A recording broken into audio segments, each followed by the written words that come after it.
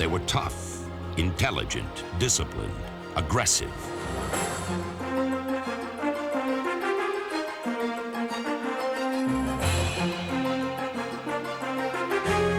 They were hard-nosed, persistent, stifling, opportunistic. The Miami defense was the backbone of the Dolphins dynasty of the early 70s and helped lead them to 3 straight Super Bowls, including a perfect season in 1972. Still, no member of this unit is in the Hall of Fame. In fact, it was made up of a group of players so anonymous, they became known as the No-Names.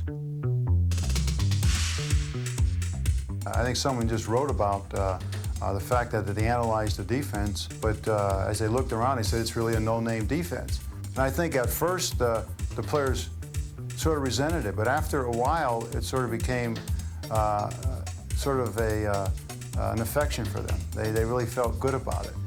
And matter of fact, I remember someone took a picture and put it on a poster, and it said, the no-name defense, can you recognize these players? And it had us wearing masks, little Lone Ranger masks. The most famous, make that the least unknown of the group, was linebacker Nick Bonaconte, though he hardly fit the mold of a premier defender. He was too small, and he wasn't fast, you know. And right now, if he were coming out of college and all of his stats were in the computer, I guarantee you he would be a reject. He would never get a chance to come to an NFL camp. But the thing that you can't measure with a computer is heart. That's what Bonaconte had. Plus, he had this tremendous leadership ability. He wouldn't stand for anything but best effort. He wouldn't tolerate mistakes by his teammates, and he never made any mistakes himself. Following Bonaconte's lead were defensive ends Bill Stanfill, number 84, and Vern Dan Herder, number 83, as well as tackles Bob Heinz and number 75, ferocious Manny Fernandez. But overall, the Dolphins weren't quite as physical as they were tactical. Defensive coordinator Bill Arnsparger was a mastermind who brought about the advent of situation substitution with the 53 defense, named for its key component, number 53, linebacker Bob Matheson. The 53 defense shows the brilliance of Bill Arnsparger. I think we ended up with a defensive lineman short, and Matheson was the biggest linebacker we had. So Bill puts him up on the end of the line and says, well, we'll rush him.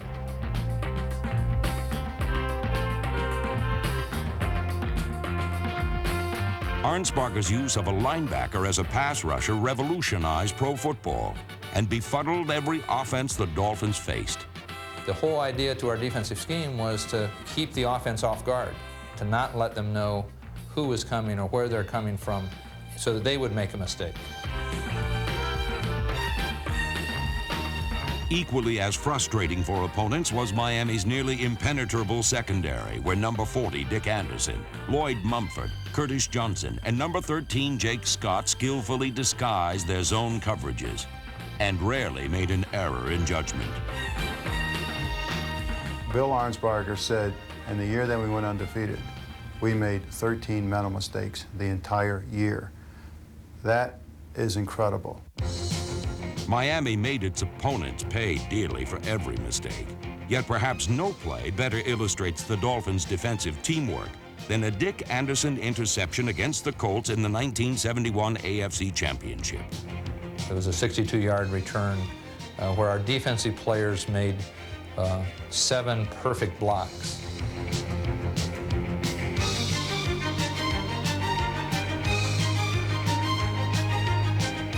A once-in-a-lifetime opportunity. There were Colts just laying on the ground, and all I had to do was run around them. Funny story about that is Nick Bonaconte keeps telling me that, you know, I was so slow that he went out and got a hot dog, and when I came back, I was still running, and I said, that's because you're the only one that didn't make a block.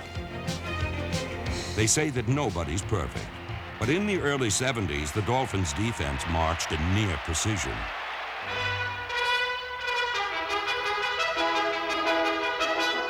They were heroes whose identities remained a mystery.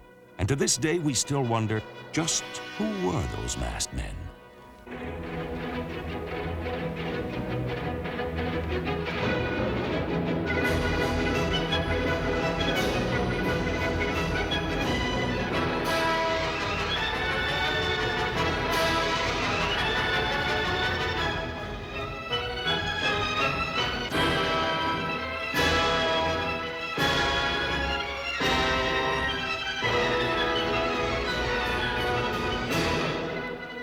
Individually, they weren't any names, but together they were the no-names.